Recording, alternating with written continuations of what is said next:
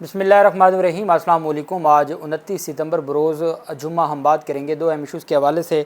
निगरान वज़ीर आज़म को ओहदे से हटाने से मुतल्लिक सुप्रीम कोर्ट ऑफ पाकिस्तान में एक बड़ी कार्रवाई शुरू की गई है और उनके साथ साथ फवाद हसन फवाद हैं, आहद चीमा हैं, या वो लोग जो मुख्तलिफ़ सियासी जमातों की हुकूमतों में बड़े ओहदों पर रहे हैं और उनको निगरान हुकूमत में जो बिठाया गया है। चूँकि अब निगरान हुकूमत लंबी होने जा रही है, अगर तो जनवरी के भी आखिरी हफ्ते में इंतखाबात होते हैं तो अभी तो इस हुकूमत को काफ़ी टाइम है। इस वजह से इस मामले को सुप्रीम कोर्ट ऑफ पाकिस्तान ले जाया गया है कि निगरान हुकूमत जिस तरीके से बनाई गई है वो आइन की खुल्लम खुला खिलाफवर्जी है, गैर जानिबदार निगरान हुकूमत होनी चाहिए थी। और हालिया दिनों में जो इंटरव्यूज़ दिए गए हैं निगरान वज़ीर आज़म की जानिब से, मैंने आपको कहा था ये उनके गले पड़ेंगे और पड़ चुके हैं।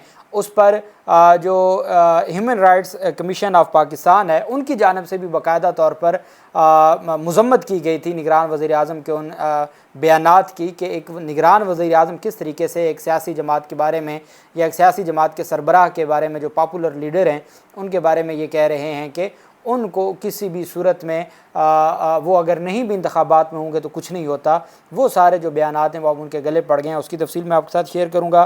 जो सुप्रीम कोर्ट ऑफ पाकिस्तान में कार्रवाई शुरू की गई है फ्यूल एडजस्टमेंट, बिजली बिलों में फ्यूल एडजस्टमेंट के हवाले से सुप्रीम कोर्ट ऑफ पाकिस्तान में एक अहम समाअत होने जा रही है और उम्मीद की जा रही है कि आवाम को रिलीफ़ दिया जाएगा। चूँकि आवाम को निगरान हुकूमत ने तो रिलीफ़ का कहा था, लेकिन उन्होंने रिलीफ़ की बजाय मज़ीद बिजली महंगी कर दी।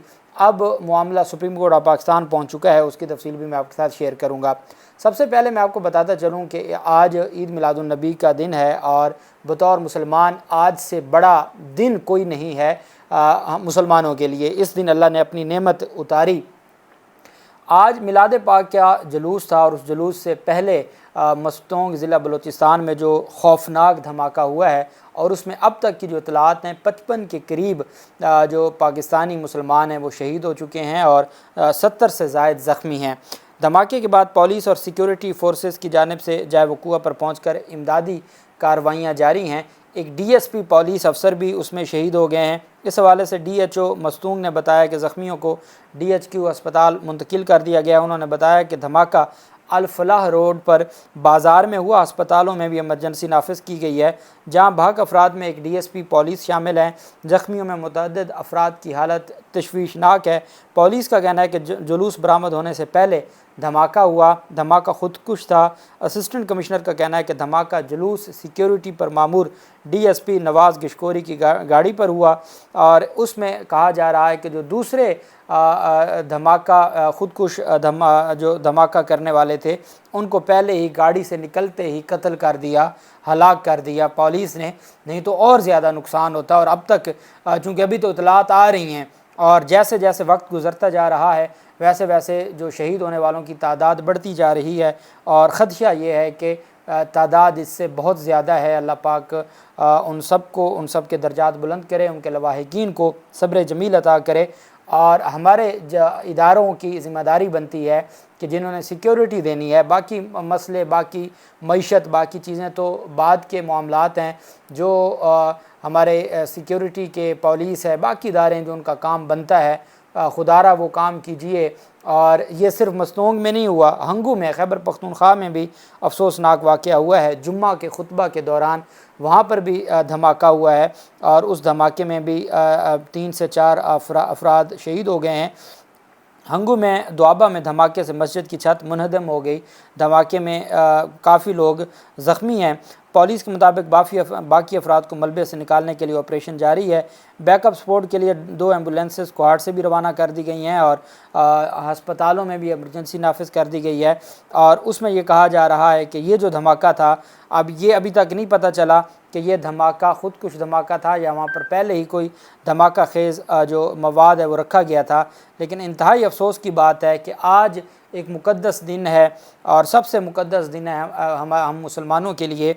और आज के दिन इतने अफसोसनाक वाक़यात का होना ये बहुत बड़ा सवाल या निशान है। और जिस तरीके से हालात पैदा किए जा रहे हैं या जिस तरीके से पाकिस्तान में अमन व अमान के मामलात ख़राब हो रहे हैं, दुआ करते हैं कि अल्लाह पाक पाकिस्तानियों की हिफाजत करे और अल्लाह पाक हमारे मुल्क की हिफाजत करे और इन दहशत गर्दों से, इनके सहूलतकारों से हमेशा हमेशा के लिए निजात दे।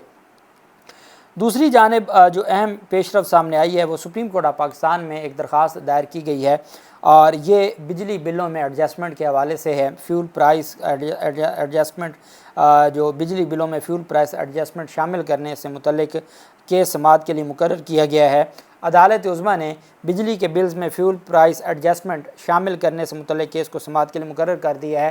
یہ وہ سب سے بڑی وجہ ہے جس میں ایکچوئل بل اگر 5,000 ہوتا ہے تو اس میں فیول ایڈجسٹمنٹ کو اور باقی چھوٹے موٹے ٹیکس ملا کے 12,000 بل کر دیا جاتا ہے۔ ایکچوئل بل تو ہوتا ہی کچھ نہیں ہے، تو اس میں سب سے بڑا جو حصہ ہے وہ فیول ایڈجسٹمنٹ کا ہے۔ اور چیف جسٹس آف پاکستان قاضی فیاض عیسیٰ کی سربراہی میں 3 رکنی بینچ 2 اکتوبر کو سماعت کرے گا۔ سپریم کورٹ کے بینچ میں چیف جسٹس کے علاوہ جسٹس امین الدین خان اور جسٹس اطہر من اللہ شامل ہوں گے، اور مختلف الیکٹرک سپلائی کمپنیوں کی جانب سے 1090 درخواستیں سپریم کورٹ آف پاکستان میں دائر کی گئی تھیں، اور اس میں یہ کہا گیا تھا کہ جو فیول ایڈجسٹمنٹ چارجز بجلی کے بلوں میں شامل کیے گئے ہیں اس کی وجہ سے یہ مہنگائی، بجلی کی جو مہنگائی ہے یہ بڑی ہے، اور اس کی وجہ سے لوگوں کے حالات، لوگ بہت پریشان ہیں، لوگ انتہائی تکلیف میں ہیں۔ لوگوں کے لیے کھانا، اپنے بچوں کو کھانا کھلانا 2 وقت کا مشکل ہو گیا ہے، بجلی کے اتنے بھاری بل ہیں۔ اس دفعہ ہمارے کتنے دوست ہیں جن کو آپ کہہ سکتے ہیں سفید پوش، وہ ہمیں بتاتے رہے ہیں گرمیوں میں انہوں نے اے سی نہیں چلایا۔ کیوں نہیں چلایا؟ کہ بجلی کے بل اتنے زیادہ ہیں کہ کیپیسٹی ہی نہیں رہی ان کی، اور پوری قوم میں جو شاید پہلے تو 1% ہوا کرتا تھا، اب تو اشرافیہ 1% سے کم رہ گئی ہے، بس انہی کی موجیں ہیں، باقی جو عوام ہے، اور سب سے زیادہ جو اس میں غریب عوام ہے انہوں نے سفر کیا ہے۔ اور مزے کی بات یہ ہے کہ ہمارے جو نگران وزیر اعظم ہیں وہ 5 روزہ دورے پر گئے تھے اقوام متحدہ کے اجلاس میں، اور وہ 10 دن سے زائد ہو گئے ہیں، وہ پاکستان واپس نہیں آئے، اور وہ اقوام متحدہ گئے، وہاں پر کسی بھی اہم ملاقات ان کی نہ ہو سکی، چونکہ کوئی بھی دنیا کا کوئی کسی بھی ملک کا سربراہ ہو یا عہدیدار ہو، وہ نگران وزیر اعظم کو اہمیت نہیں دیتا، ہونی بھی نہیں چاہیے۔ اس کی وجہ یہ ہے کہ نگران وزیر اعظم کی کیا حیثیت ہوتی ہے؟ وہ تو صرف آتے ہیں فار دی ٹائم بینگ انتخابات کروانے کے لیے، ان کا تو کوئی کردار نہیں ہوتا، ان کی کوئی عزت نہیں ہوتی۔ پھر اس کے بعد وہ نگران لنڈن گئے، لنڈن میں انہوں نے وہاں پر ایک شاہی ہوٹل میں قیام کیا، پھر اس کے بعد پیرس گئے، وہاں انہوں نے جو باقاعدہ طور پر دیکھا گیا کہ لگژری ہوٹلز میں جا کے وہ کھانے کھا رہے ہیں، فیملی ساتھ ہے، اور پھر شاپنگز کر رہے ہیں، اور پھر وہ سعودی عرب پہنچ گئے۔ آپ 3 مہینے کے بعد بھی عمرہ آپ کو کسی چیز کی تھوڑ ہے؟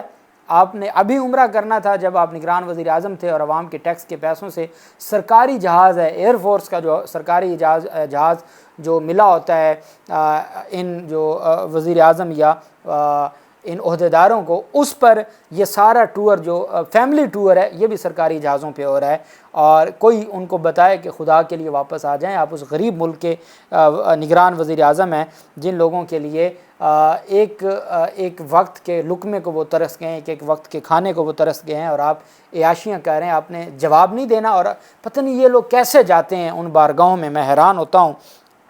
دوسری جانب نگران وزیر اعظم کی جانب سے دوبارہ پاکستان تحریک انصاف کے حوالے سے اور پاکستان تحریک انصاف کی قیادت کے حوالے سے جو گفتگو کی گئی ہے، جو میں سمجھتا ہوں کہ نگران وزیر اعظم کے لیے ایسی باتیں کرنا یا ایسے معاملات میں دخل اندازی کرنا نہیں بنتا، اور ان کی جانب سے چونکہ وہ بارہا ایسی گفتگو کر چکے ہیں پاکستان تحریک انصاف کے خلاف، عمران خان کے خلاف، اور ان کا یہ کام نہیں بنتا تھا کہ وہ اس طرح کی گفتگو کریں۔ ان کا سادہ سا یہ کام تھا، اگر کوئی ان سے انٹرویو لیتا، ان کو بہت شوق ہے اور وہ اپنے آپ کو بہت سمجھدار سمجھتے ہیں، وہ سمجھداری تو آپ نے دیکھ لی، 2-3 تصویروں میں ہی نظر آ گیا کہ کیلیبر کیا ہے، اور بدقسمتی سے ہمارے بڑے ان کی پسند کیسی ہے، کہاں شہباز شریف جیسے لوگ اور کہاں ایسے ہی پسند ہے، یا کاکڑ جیسی پسند ہے، یا شہباز شریف جیسے، یا ماضی میں نواز شریف جیسے لوگ پسند رہے ہیں، اب آپ اندازہ لگا لیں۔ بہرحال اب نگران وزیر اعظم نے چونکہ پاکستان تحریک انصاف کے چیئرمین عمران خان کے حوالے سے جب کھلے عام کہہ دیا کہ وہ نہیں بھی ہوں گے تو انتخابات صاف شفاف ہو جائیں گے، اور سینکڑوں پاکستان تحریک انصاف کے کارکنان جیلوں میں بھی ہوں گے تو انتخابات صاف شفاف ہو جائیں گے۔ کل میں نے آپ کو بتایا کہ اسپیشل پروسیکیوٹر نگران پنجاب حکومت کے جو سید فرحاد علی شاہ جو دیکھ رہے ہیں کیسز کو، ان کے ایک انٹرویو ہے، وہ کہتے ہیں جی کہ یہ سارے گنہگار قرار پائے گئے ہیں اور ان کا روزانہ کی بنیاد پر ٹرائل ہوگا اور سزائیں ہو جائیں گی، انتخابات سے پہلے تو یہ سارے نااہل اہل ہو جائیں گے اور سزا یافتہ ہو جائیں گے۔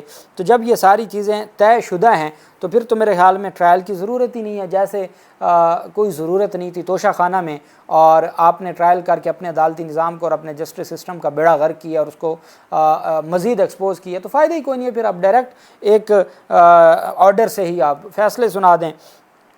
Advocate Supreme Court of Pakistan Syed Azizuddin کاکا خیل کی جانب سے سپریم کورٹ آف پاکستان میں یہ درخواست دائر کی گئی ہے۔ سپریم کورٹ آف پاکستان کے یہ سینئر ایڈوکیٹ ہیں، انہوں نے نگران وزیر اعظم انوار الحق کاکڑ کو عہدے سے ہٹانے کے لیے سپریم کورٹ آف پاکستان میں درخواست دائر کی ہے۔